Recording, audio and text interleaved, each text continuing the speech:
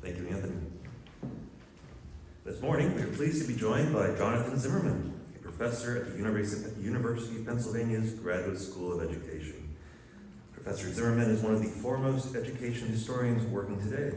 His work has examined how education policies and practices have developed over time and also the myths that cloud our understanding of that history. A former Peace Corps volunteer, Professor Zimmerman's address today is provocatively titled, "Why We Need the Peace Corps for Everyone." Professor.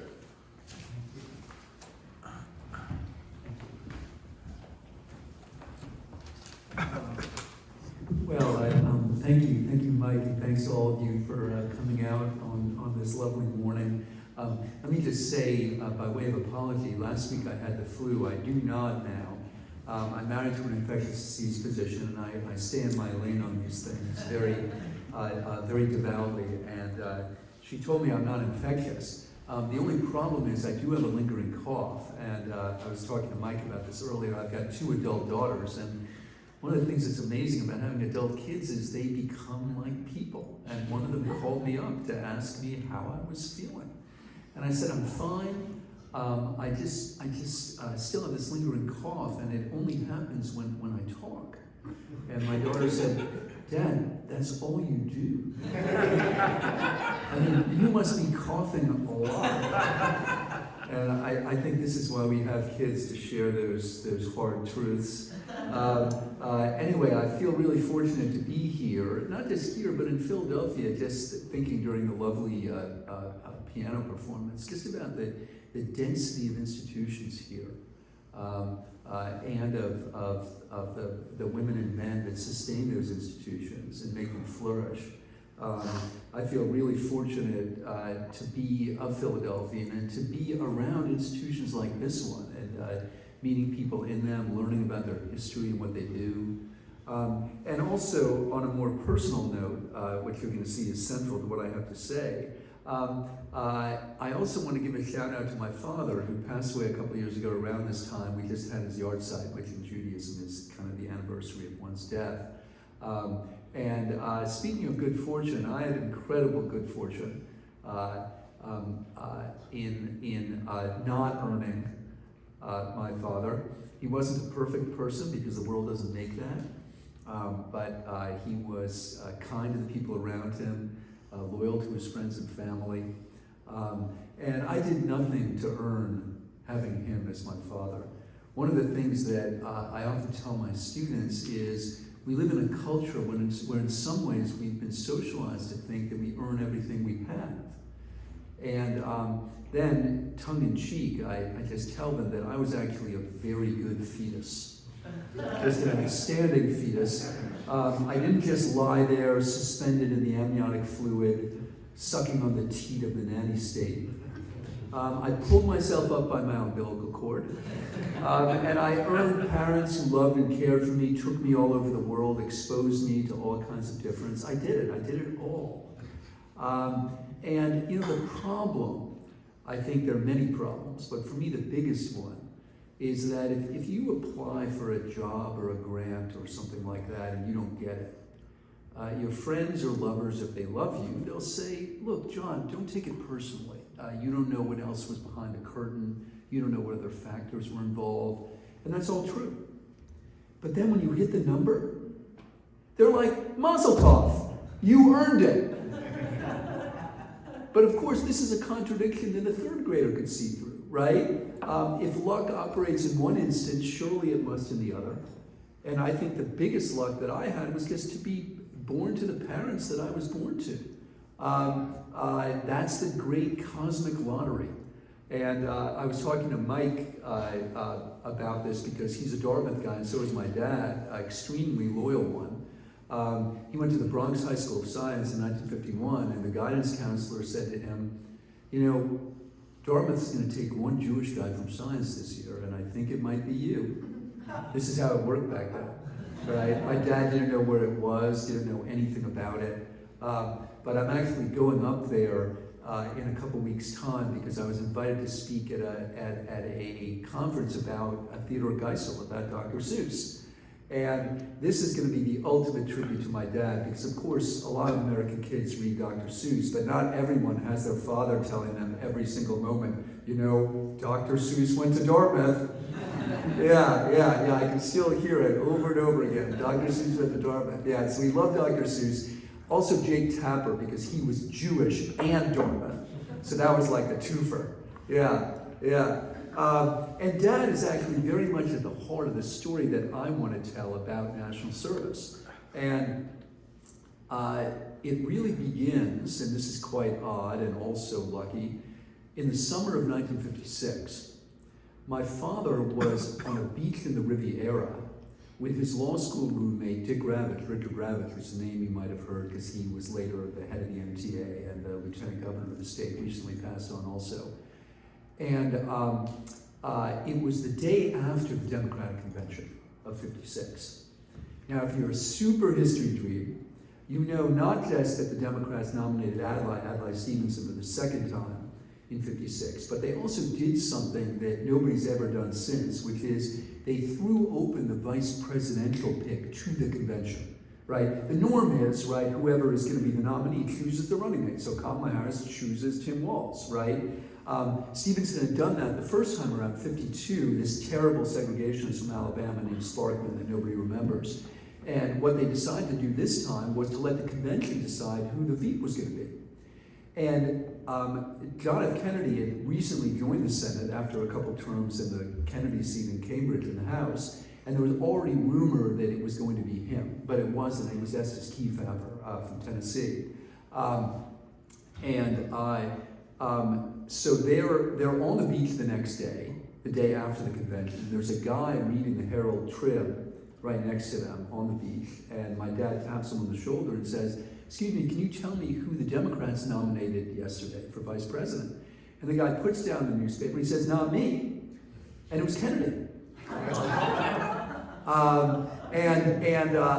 In Dad's telling, he was there with a very beautiful woman that wasn't Jacqueline Bouvier Kennedy. I know this is going to be a shock to you. But he was sort of blowing her off too, and he spent most of the morning with my dad and Dick. They swam out to the dock. And this is what JFK said to my dad. He said, "Look, you're at Yale Law School. You know, you think you have the world by the you-know-whats. And your friends at Yale Law School are going to go off to these white shoe law firms on Wall Street, right? Insofar as they were going to hire people with names like Gravitch and Zimmerman. But that's not what you should do.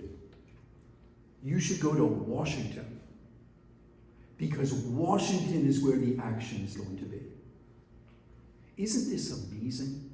I mean, this could be Mars. We are so far from this ideal now. Who likes Washington? Seriously, who likes Congress? I read recently that Congress's approval rating is 6%. Who's in the 6%? Like, guys who work on the Hill? I mean, even people in Congress hate Congress. It is a broken, chicken shit outfit. It is completely dysfunctional. It's not doing its job in any way that I understand its job to be. Everyone hates Congress. Everyone hates Washington. Not the case in 1956. And my father graduated from law school. He married my mother. He did his 2 years of ROTC service because the ROTC had paid him to go to Dartmouth and Yale. And then, so he and my mom went to a military base in Georgia where he actually defended people that were accused of murder. And had to learn all this military law that they definitely don't teach you at Yale. And then he became a government lawyer in Washington. He was an environmental lawyer, and he worked for the Civil Aeronautics Board about noise. And he volunteered for the campaign in 1960 when Kennedy was running for president. And, there's, at some point, everybody gets to meet the candidate, and you go to some reception, and you wait in a long line, right? And they move you through. And my dad gets up to Kennedy, and Kennedy looks at him and says, "Paul Zimmerman, I met you on a beach in the Riviera with Dick Gravitch the day after the 1956 convention." I mean, these people, apparently Bill Clinton was like this too. They are not like you and me. I mean, it's just crazy, right? And I remember asking my dad, like, did somebody prep him about this? And my dad's like, no, who could have prepped him about it, right? Who knew about this except for Kennedy, right? And so after Kennedy was murdered, my dad and my mom decided that they wanted to join the Peace Corps. And my father made one phone call to the Peace Corps.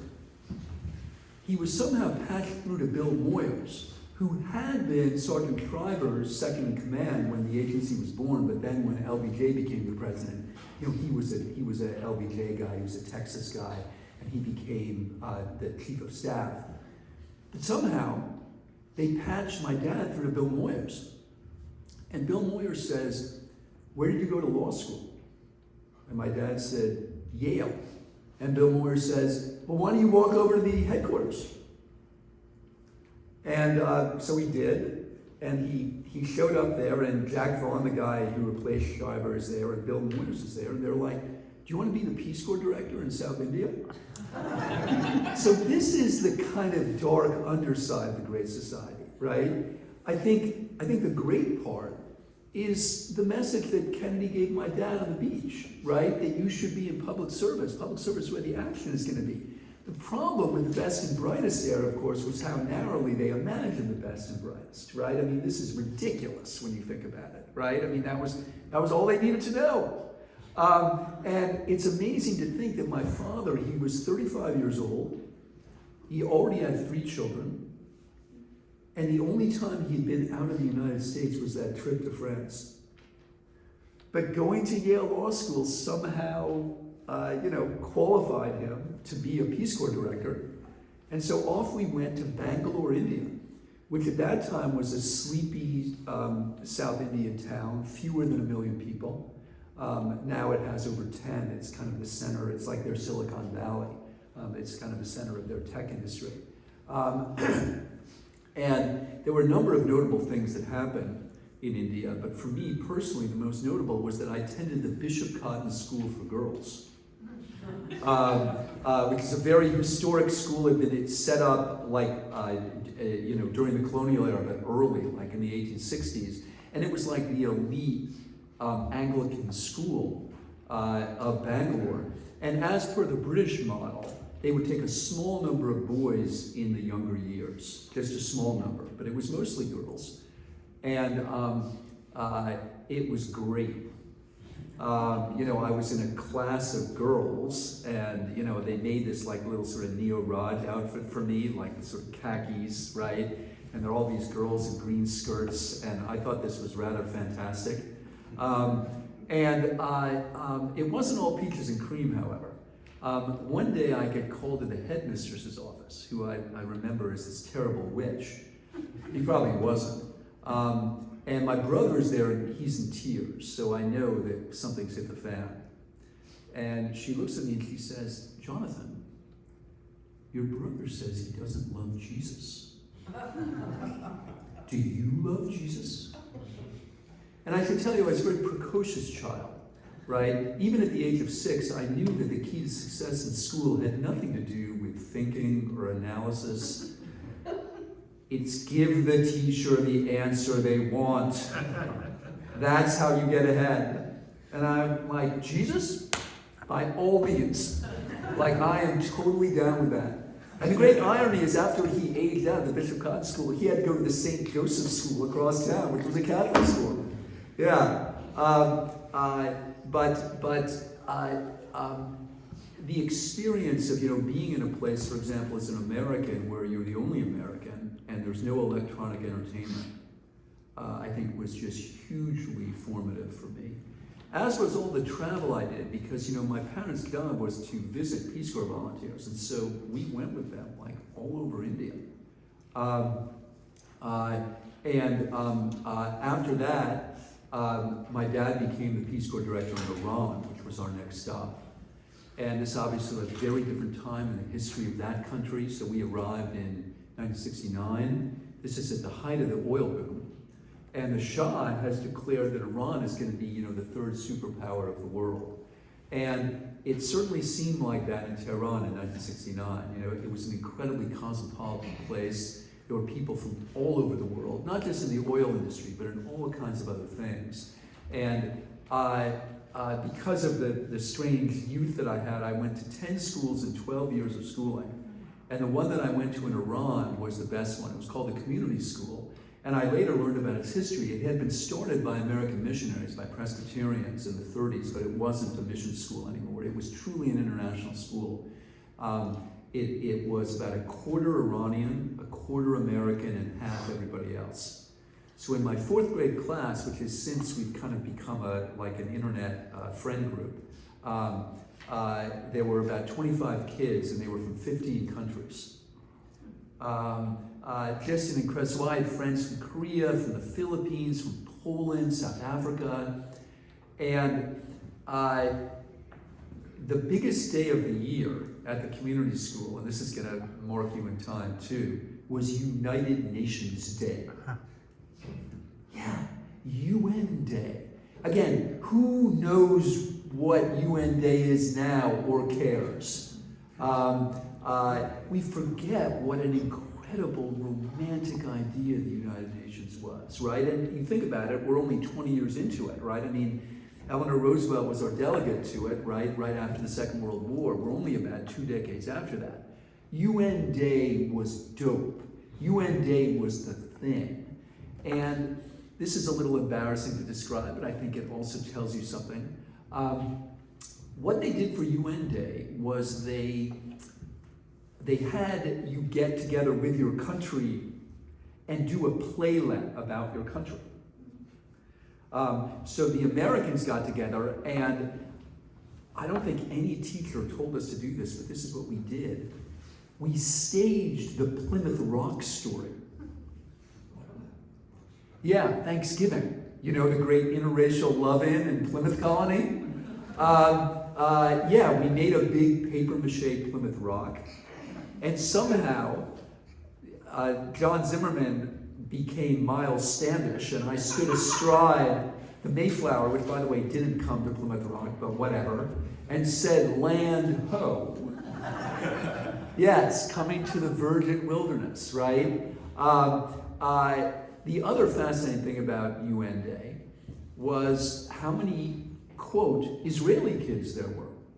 I come back one day after UN Day and I say to my mom, there's so many Israeli kids, because there was this big delegation of kids and they had a Star of David and they did some playlet about Israel. And she just laughed and she said, they're not Israeli. They were Iraqi. So this was about 2 years after the Ba'athist Revolution, right? And they had been kicked out by Saddam. And they didn't want to identify as Iraqi because that does not go over well in Iran. But Iran it was the only country in the Middle East that had diplomatic relations with Israel, which is why my family and I would go back and forth between the two, because we had relatives in Israel. And so they were Israeli. Yeah, right? They're not even Iraqi, they're certainly not Persian, right? Yeah, they're Israeli. Yeah. So these were, again, talking about luck, I mean, these were for me incredibly formative experiences. I think, except for meeting my wife, I think living abroad as a kid was the formative experience of my life, and much more so than my own Peace Corps experience, which I'm going to get to. Just because, formative, right? I mean, you are so susceptible when you're a kid. Hey, you're going to a girls' school. Okay. And when I say susceptible, I mean, you don't have frames of comparison, right? You don't know how weird the shit you're doing is, right? It's just like, sure, yeah, okay, right? Because you don't really have things to compare it to because you are in formation. But we lived like expats do in poor parts of the world. We had big staffs, and this is why my wife, who unfortunately can't be here, she says I don't really know how to dress myself because somebody else did that for me. But we had big staffs, we had cooks and cleaners and all kinds of stuff. And the other incredible thing about being a kid is you can learn a language in 4 months. So in Iran, my Persian got really good because I hung out with the staff, like when my parents were off on the road. And while we were there, Muhammad Ali fought Joe Frazier. And this was kind of it was a huge sporting event, but especially in the Muslim world. They were both undefeated because Ali had had his belt stripped because of his conscientious objection to the Vietnam War. And so it was the first heavyweight battle of undefeated boxers. And it was a huge deal in the Muslim world because Ali was Muslim. And one night, the cook, whose name was Muhammad, he says to me in Farsi, he says, so this Ali guy, he's from your country, but he doesn't look like you.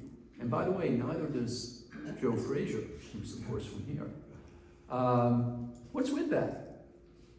And at the age of 8, in a foreign language, foreign to me, I explained to the cook, and who knows what I said, but I explained that people in Africa had been enslaved and brought to the New World. And that Ali and Frazier were legacies, ancestors of that. I mean, think about what's contained in that story. Again, I don't know exactly what I said, but even that I was in that situation, right? In a different country, in a different language, trying to explain and trying to make sense of all these differences. Again, incredible luck, incredible good fortune. And it was because of that experience, surely, that after I graduated from college, I too joined the Peace Corps. I should tell you that I have an older brother and a younger sister, and neither of them ever evinced any interest in it. I think I can explain that too. My brother doesn't have the rosy memories of this period that I do, because I think my parents perhaps over-relied on him to take care of us. And my sister was just too young. She was too little, But I was and remained the iconic middle child. There was never any doubt that I was going to do this. Never any doubt in my mind. Really, from the time we got back. My father, when we returned, he went to work for John Lindsay when John Lindsay was the mayor of New York, and my dad was the environmental protection administrator there. And so we lived in New York City. And then also because of energy and climate, remember when mopeds were going to be the solution to everything? Do you remember this? Yeah. Well, a bunch of European countries hired my dad to be the head of the Moped Association of America, because that was going to solve everything. It was going to solve. There was that OPEC thing, right? And we're starting to worry about climate. We could just be more like Holland, and everybody would be riding a bike, and everything would be fine. Yeah, that didn't work. But that's what brought us to Washington. I went to high school. Then I went to college in New York, and then I signed up to be in the Peace Corps, and I was sent to Nepal. And I was, again, incredibly lucky, because I discovered later that if you requested Nepal, which I had, they generally didn't send you there, because they figured all you wanted to do was smoke weed and climb mountains, which we did a lot of, actually. They weren't wrong about that.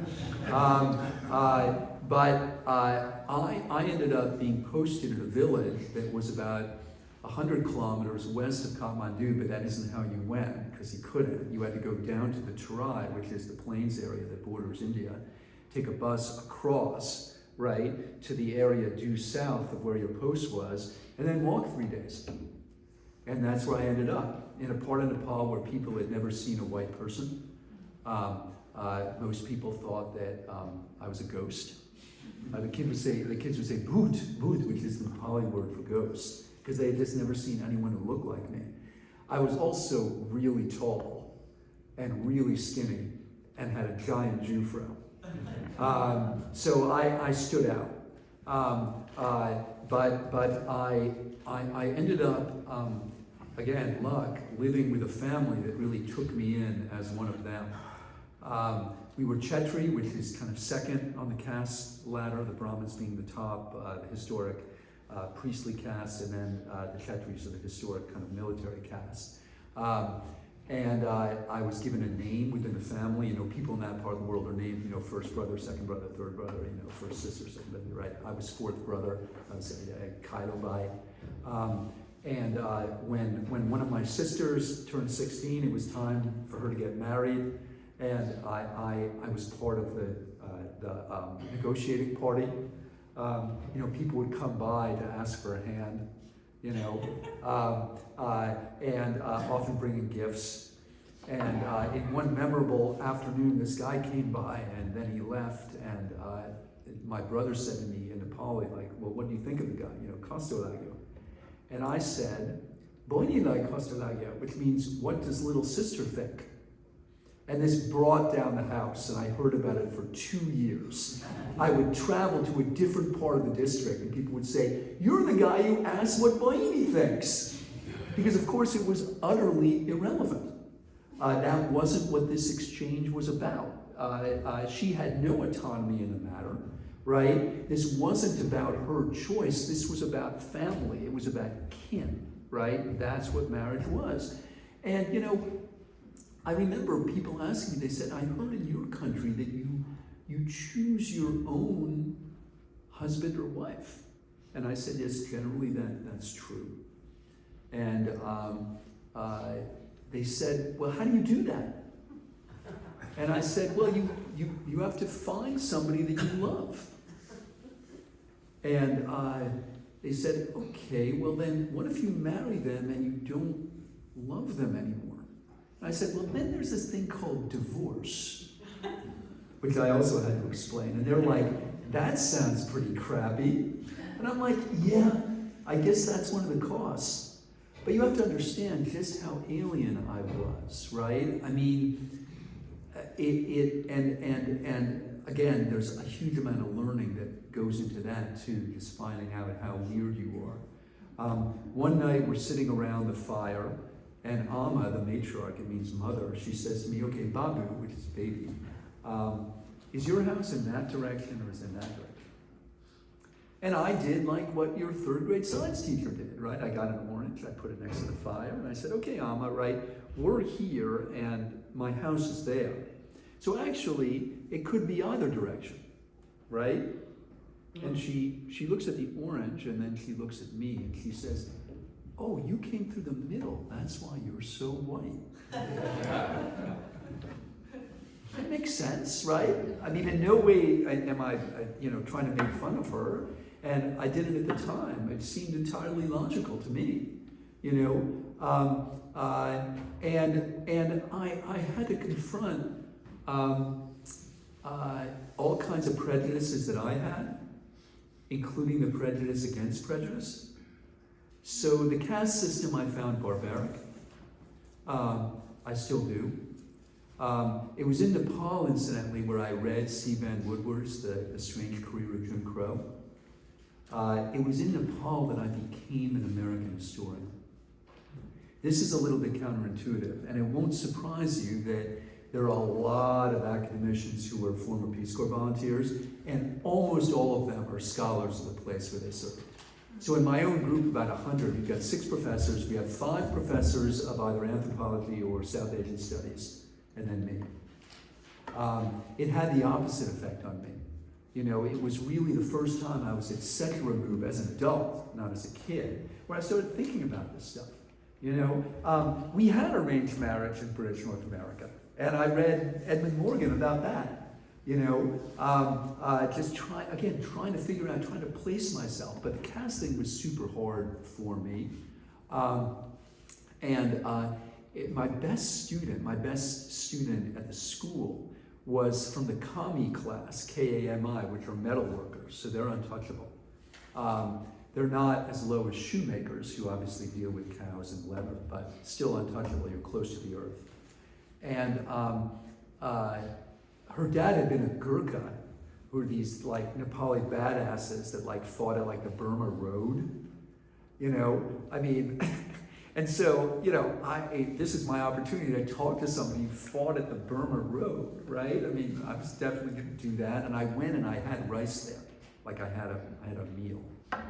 And my Amma finds out about this, and she's like, Babu, I heard you ate at a commie's house. Can't hear. What? I heard you ate at a commie's house, at an untouchable's house. What were you thinking? Like, don't you know how dirty those people are? Like, I think we're gonna have to call a Brahmin to like bless you and bless the house because it's all judo now, and judo means like ritually unclean. And of course, I felt very badly about that, right? But I just had to explain to her. I said, I don't really believe in that. I think people are kind of the same. And when you get on your high horse, friends, you're going down. You're just going down. So what happens? I go to sleep, and I wake up in the middle of the night, and I'm super ill.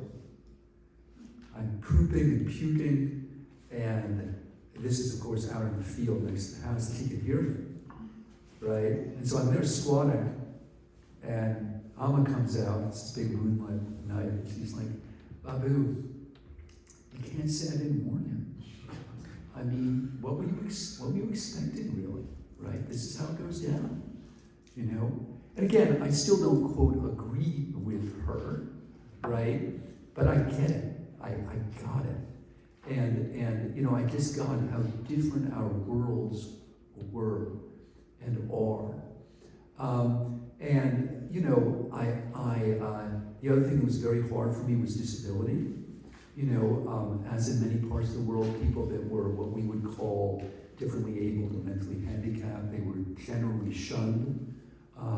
They were shut in, or they were this, and this was deaf kids too, like put under these trees, and people would just come and laugh at them or throw shit at them. And I just couldn't handle that. You know, I just couldn't accept that. But I wasn't right about everything. I'm not. And the really, for me, iconic experience that solidified this was when one day I'm teaching, and I taught, by the way, on the top of what they call the hill and we would call a mountain. It was about 5,500, 6,000 feet, kind of like Denver. And it served the entire set of valleys around it. The most dedicated students I've ever had in my whole career were the kids I taught in Nepal, because they walked up a mountain after doing like farm chores starting at daybreak. Yeah, school didn't start till 10 because there was a lot of chores to do, and then you had to walk up a mountain. So I'm teaching, and a kid rushes into the class and he says, "John, sir, your friend is in the valley." Now, I had now learned that my friend meant another white person, right? Because people would go to Kathmandu sometimes. They'd say, "John, sir, I saw one of your friends in Kathmandu. They were like, had long hair and they were smoking ganja. You know, those are your friends." So it's this beautiful, bright blue day in the Himalayas, and I look down into the valley, and lo and behold, there's a white dude. Right? I could see him. So we declared a bida, which means a holiday. In my own experience, the number of bidas are generally inversely related to the development level of a country. In Nepal, which is a very poor place, we had a bida when Indira Gandhi was murdered. We had a bida when Andropov died. We had a bida when the king crossed the equator in an airplane. There were just a lot of bidas. All right, so we declare a bida. We all start walking down the hill/mountain. I get a little closer. This guy I knew, he comes up to me and he's holding this very crudely printed pamphlet. And he says, "John, sir, your friend sold this to me. Only 5 rupees. And I looked at it and I immediately knew what it was. There was a guy who looked like Greg Allman on a cross. And you know, for some interesting, bizarre reason, there's a rule of international iconography. Jesus must always look like Greg Allman. I spent a little time in the areas that Jesus walked, and nobody except tourists and missionaries looks like that. But anyway, that's the way white people have imagined him, right? You know, long, straight hair, beard. And I could read Demnagari, I could read the script, and it's like, you know, Jesus Christ, Bethlehem, Beteko, he's born in Bethlehem, he died for your sins. And I said, 5 rupees. Friends, 5 rupees was what a guy caught for chipping all away, for spending all day chipping away at the tractor road that was going to be washed out by the monsoon so they could start over the next time. Woman got 3 rupees, kid got 1. I mean, it was a day's wage. And I'm like, I get a little closer, and this guy is standing on a boulder, and there's like a whole bunch of people around him, and he's doing a trade, like he's doing a business, like with these pamphlets. And I go up to the guy and say, what are you doing? And he says to me in German accent and English, which I could pick up on right away, he says, well, I'm leading these people to the Lord. And I said, dude, they already got a Lord. They got like 20,000 of them. And he says, well, Hindus are thieves and murderers. And then, you know, I'm not proud of this, but, you know, I asked him why his own church had rolled over and played dead for the Nazis. Then he told me that the Holocaust was a tragedy, but mostly because of the gypsies that had perished. And then I told him to fuck off. He told me to fuck off. And then I bluffed. It was illegal to mission in Nepal. It is in many parts of the world. And I said to him, I said, look, if you don't get the fuck out of here, I'm going to call the cop. But what he didn't know is the cop was like 3 days away and drunk. But of course he doesn't know that. So he tells me to fuck off again. He hoists his backpack and he starts walking up the mountain. By this time, there is like a sea of humanity. I mean, my enduring memory from that time in my life is like being in a golf tournament. You know, a golf tournament on TV, they narrated in this sada voice, like, Tiger Woods is lining up the putt, right? I would hear my whole life narrated. You know, my whole life, you know, I treated my water like, John Sear's put medicine in his water. Why is he doing that? Right? And so during this time, I'm hearing this all around, you know, in Nepal. John Sear's angry with his friend. You know, John Sear's yelling at his friend. He doesn't like his friend. You know, and so the guy starts walking up the mountain, and this guy says to me, John Sir, what was up with that? Like, you don't like your friend, you know?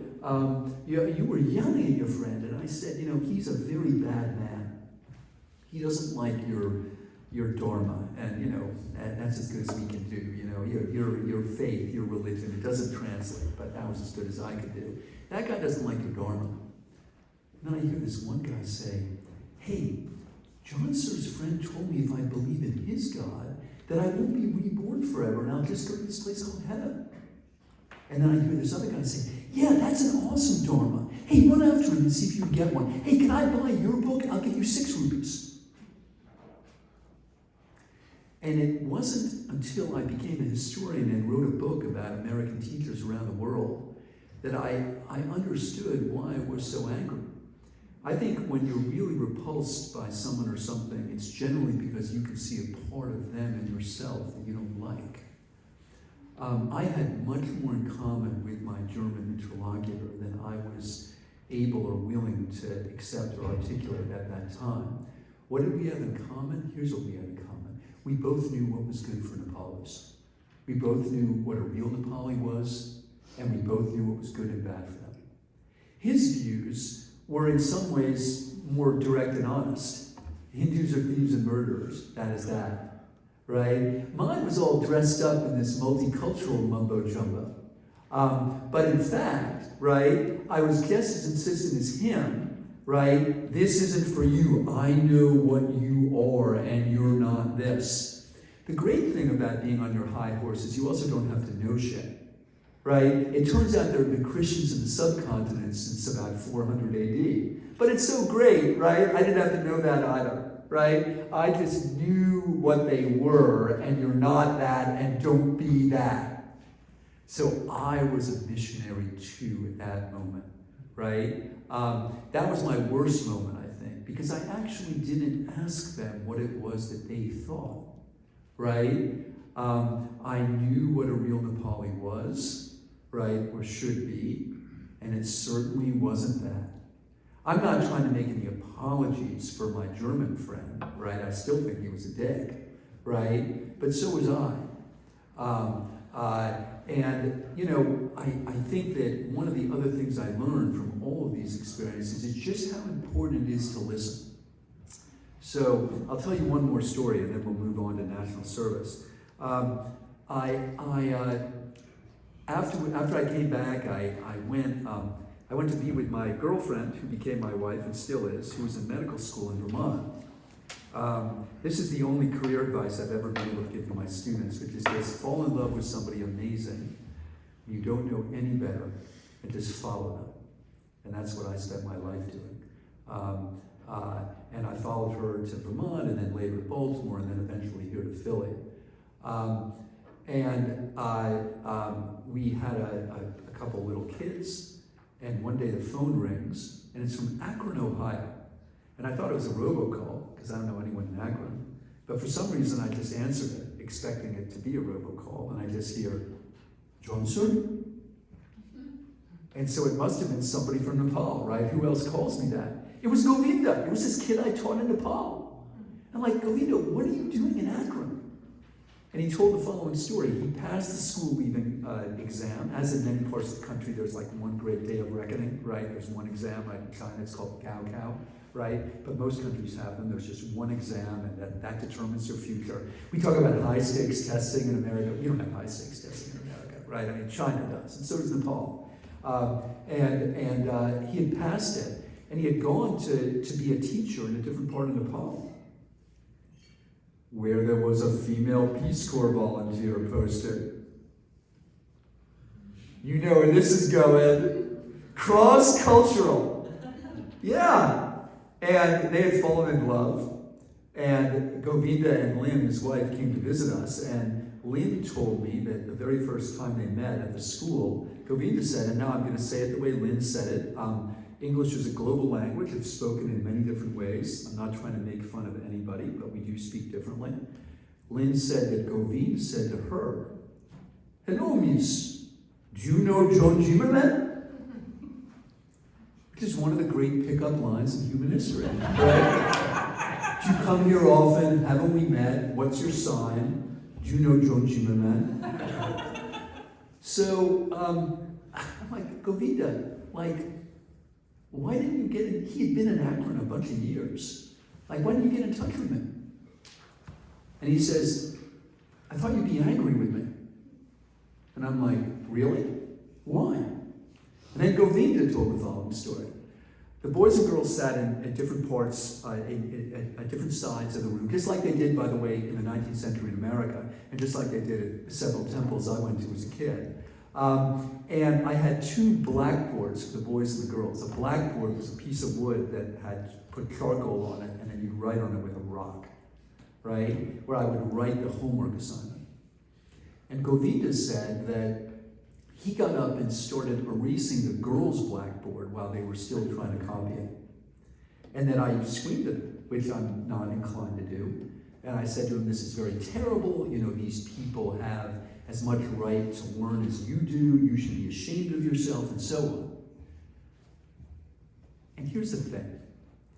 You might say this is me just like in my encounter with the missionary.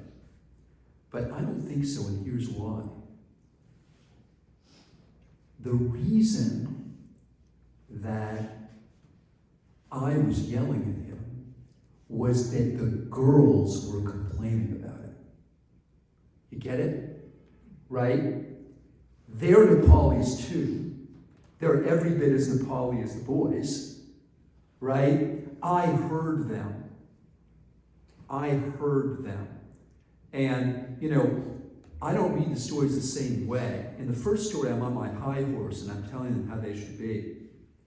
I think some people might read the second story the same way, and I don't. I think if you do read it that way, you're throwing the girls under the bus. It was the girls who were objecting, right? And I heard them.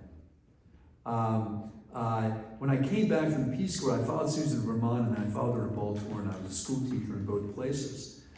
And in Baltimore, it was Women's History Month, which, by the way, it's about to become again, right? That's March. Apparently the other 11 months, there's no women's history. It's very odd. But apparently in March, we do have women's history. And I did an assignment that I'm sure you're familiar with. You may have done it or assigned it yourself, not particularly creative. Everyone in the class has to pick a famous woman and report to the class about her. You know, research or report to the class about her. And the first kid that I called on happened to be an immigrant from Jordan. And I said, so will you report about your famous female figure? And she said, I can't. And I said, why not? And she said, because in my culture, girls don't go first. And I've told this story often to my students, and I've asked them, well, what should I have done? And most of them are like, whatever you do, don't force her to go. You've got to defer to her view of this matter. And my question is, how do we know she's right? I mean, obviously she got that idea from somewhere. But I've never been to Jordan. And even though I've never been to Jordan, I can assure you that there are plenty of people in Jordan, women and men, that wouldn't agree with her estimation. Right? That, quote, in my culture, girls don't go first. That just like the girls in my classroom in Nepal were objecting to this invidious erasure of the blackboard and of them, that there would be plenty of people, women and men, in Jordan that wouldn't agree with this supposition. So I made her go first. Yeah, which my students don't like, right? They're like, oh, that's so imperialist. And I'm like, no, I think what's imperialist is actually imagining that she's right. I think that's imperialist, right? That's imposing my view of the backwards Jordanians on all of them. That sounds pretty imperialist to me. So, that's where I come from. What does that have to do with national service, or quote to the title of today's talk, the Peace Corps for Everyone? Well, here we need a little more history. While my dad was the Peace Corps director, I was unaware that Richard Nixon and his aide in the White House, Pat Buchanan, were plotting to zero out the Peace Corps. I didn't discover this until I was a historian. And one of the reasons they wanted to zero it out was they thought it was a haven for draft dodgers, which, in fairness, and in some ways, it was. Peace Corps applications went way, way up after the Vietnam War started and after the United States created conscription, because it was a way at least to get out of it for a while. But what Nixon and Buchanan discovered was that conscription was not popular in America, including among Republicans. So after we came back from the Peace Corps, after Dad started working for Lindsay, Nixon chose a commission to examine national conscription. And this is one of the great, I think, unknown parts of this tale. The people on the commission included Milton Friedman, right? One of the leading free market economists from the University of Chicago, a bunch of other people in Friedman's kind of camp. And they recommended that we end national conscription. There's this enduring myth that conscription went away because these long-haired Peace Corps types protested it. They did, right? But ultimately, that's not what sank it. What sank it were libertarian Republicans. That's what sank national conscription. And guess who opposed them? This is really important. Edward Kennedy and Charles Rangel. Arguably, by some definitions, the most liberal members of the U.S. Senate and the U.S. House of Representatives, from Massachusetts and Harlem, respectively. Kennedy and Rangel both argued that this was a way to ensure that poor people fought wars and rich people never did. Yes, they wanted conscription to continue, and it was the Republicans who wanted it to end. Because they argued that if we didn't have required national service, then it would devolve to the people who had the least privilege and the least status in the society. And I believe that they were right. I believe that they were right. And they made another argument too. that was the core, right? The idea, the argument from justice that if this is a shared duty, it should fall on all of us, right? We shouldn't offload it, right, to others. But they had another argument too, which was that the country was very divided, which it was in the Vietnam years, and national conscription would provide a way to bring together different people into some sort of common enterprise, including people that never encountered each other, that were from not just different parts of the country, but different political parties, different ideologies, different faith and cultural systems. And I should tell you that that part really resonates with me, because by the time I got into the Peace Corps, it had changed in some good ways from Dad's era. It wasn't all like rich white kids from the Northeast who went to elite colleges. That's who I was. But it certainly, that wasn't all of Peace Corps.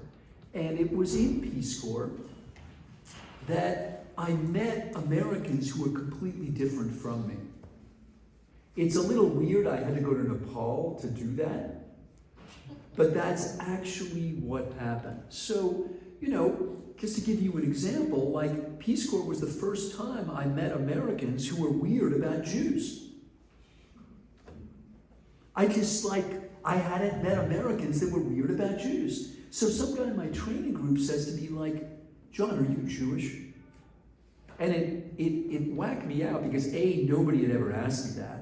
But B, like, isn't it kind of obvious? No, I'm Jehovah's Witness. Like, what do you think? Yeah, of course I'm Jewish.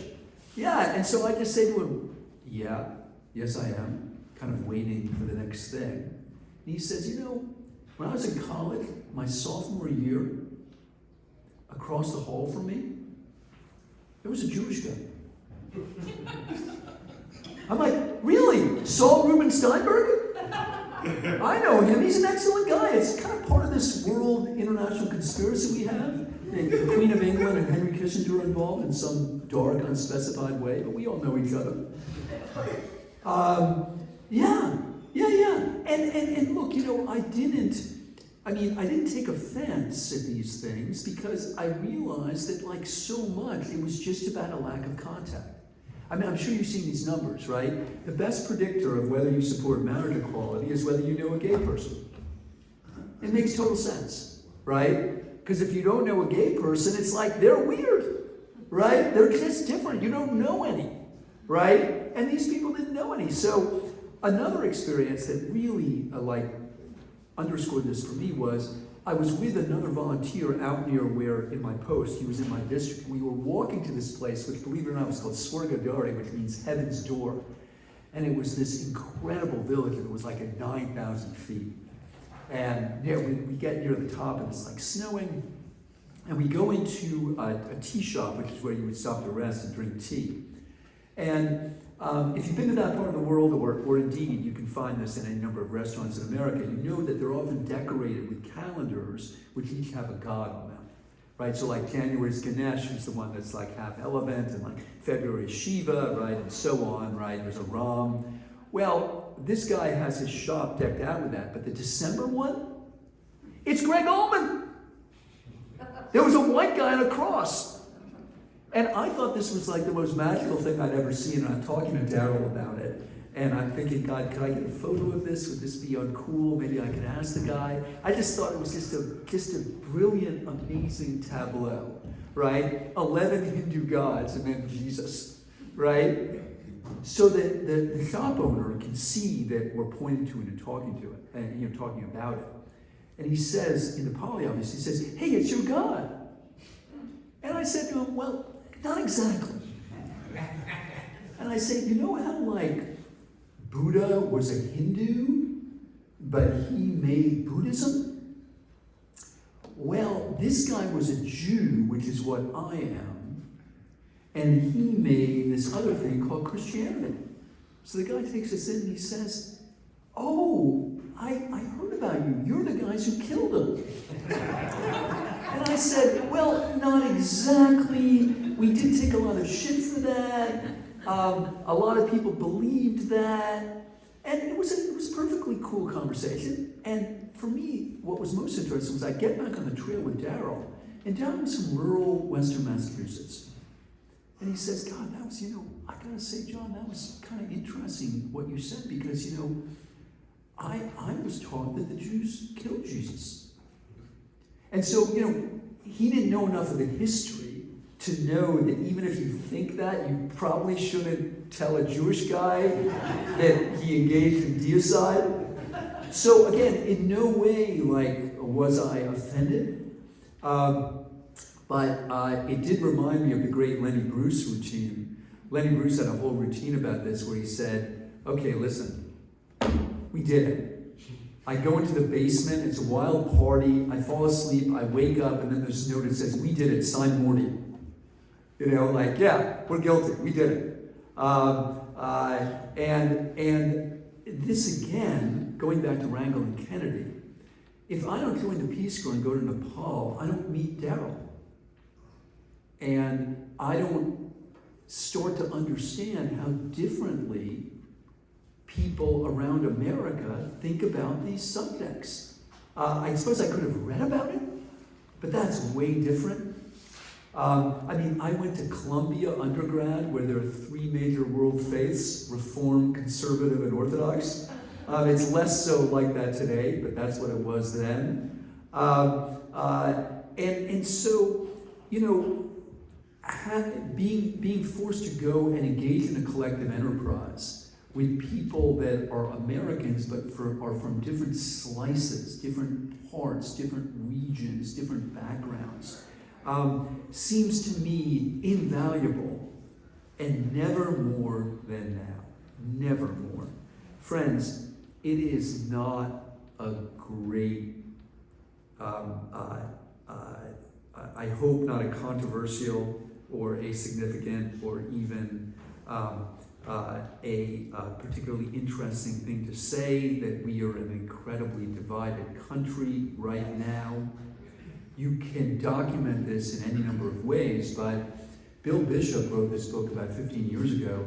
He's updated. It's called The Big Sort, and it's still the best single treatment of this phenomenon. So what he does is, he looks at survey literature from the 70s, and then, when he wrote the book, it was the aughts. Simple measures. Do you have a friend of a different political party? Do you have a neighbor of a different political party? Have you engaged in a conversation recently with somebody from a different political party?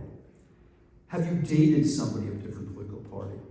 Would you be okay with your son or daughter dating somebody from a different political party? Straight line down from the 70s on each and every measure. Each and every one of those measures is a direct vector down. So in the 70s, it was much more likely that you would answer affirmatively to any of those questions. It just goes straight down, right? That's where we live. And, a bunch of us have had to eat a lot of crow on this subject, because during the same time, and I think this is particularly relevant to an audience like this one, we also became significantly less religious. Now, sociologists have these broad wedge ways of measuring this, and if you've read anything about this, there are basically 2: reported weekly worship attendance, reported belief in God or a higher power. Both those things, friends, down 20% in 20 years. I think this is the most important thing that's happened in America that we talk the least about. In part because we're so close to it, it gets hard to take a measure of it. We're not Western Europe yet, but we are absolutely trending in that direction. Now, why is this relevant? Here's why. People like me, i.e. liberal academics, our assumption since the early 20th century has been, A, that the country's going to secularize, because that's what modernity is, and B, that's going to be a good thing. And here's why. Formal religion is a source of orthodoxy, it's a source of intolerance, it's a source of violence. So as formal religion attenuates, things get better. You know what? We were wrong. Flat out. We weren't wrong about secularization. Not that we've secularized, but we weren't wrong about that vector. We were wrong about the consequences. Yes, the country got less religious, and in every way we can measure, in every way, radically less tolerant. That's because we got new religions. Blue and red. Blue and red.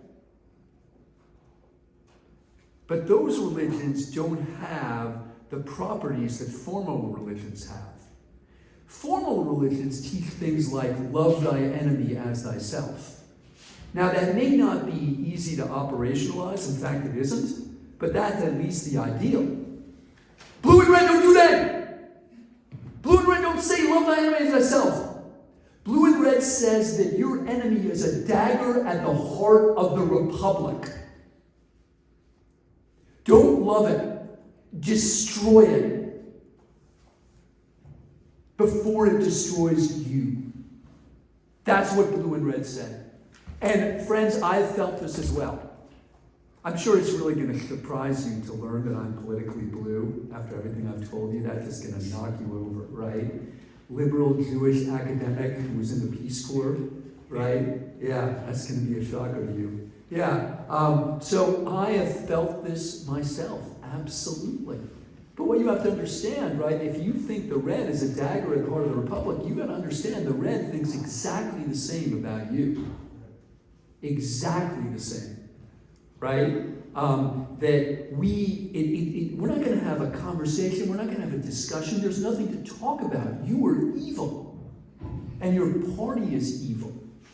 And the republic will fall apart if your party gets power.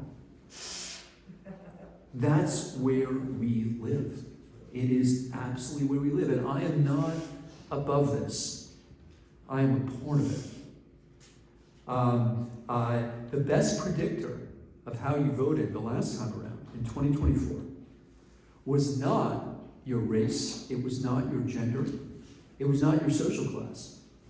It was whether you have a college degree. This is what the political scientists call the diploma divide, right? And it is real, right? The best predictor of how you voted is if you have a BA or above, you voted blue. And if you don't, you voted red. So, what should one do about this? I've had colleagues at my university say, well, it's very simple, we just got to bring more people to college. But of course, that just confirms what the other team says, which is that this whole college thing is just a scam to make more Democrats. All right? I don't think that's a solution at all.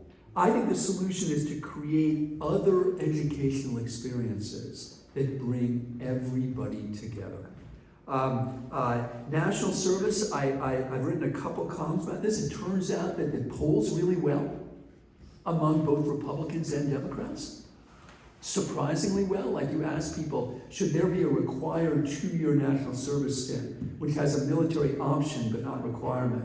Majorities of Republicans and Democrats say yes, which is really interesting because we don't agree about much, if you haven't noticed. There are about 10 countries in Europe that have required national service. They include Greece, where my wife and I spent a fantastic sabbatical semester. Greeks, by the way, are really into Greeks. They're like the most patriotic people you've ever met. It's very charming. And, they do have required national service, and a lot of our friends said, yeah, you did stupid things like paint airplanes, but I met people from all over Greece. Greece, too, is a hugely divided society, including geographically, 500 islands or whatever it is. Denmark has it, Norway and Sweden both have it. There are bills now in Germany, the United Kingdom, and the Netherlands considering it. Germany had a very elaborate national service system that Angela Merkel, and who I really admire, one of the only criticisms I have of her is she got rid of it. But there's talk of bringing it back.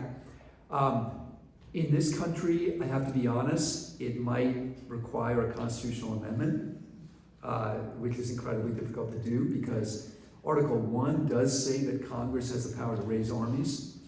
Article 1 doesn't say that, it can send you to a senior living center to help care for people there.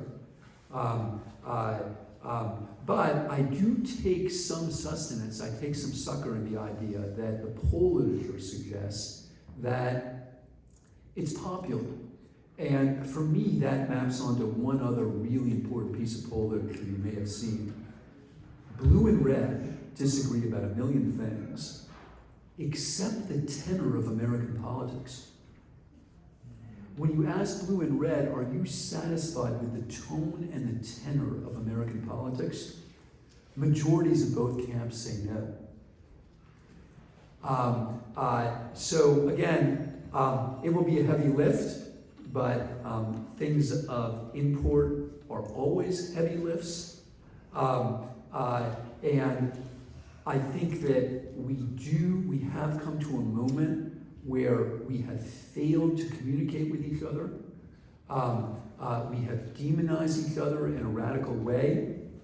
And if all of us were not just urged but required to spend a couple years with other Americans, it would be impossible for us to do that. We would discover things about them and about ourselves that we didn't know. Thanks very much.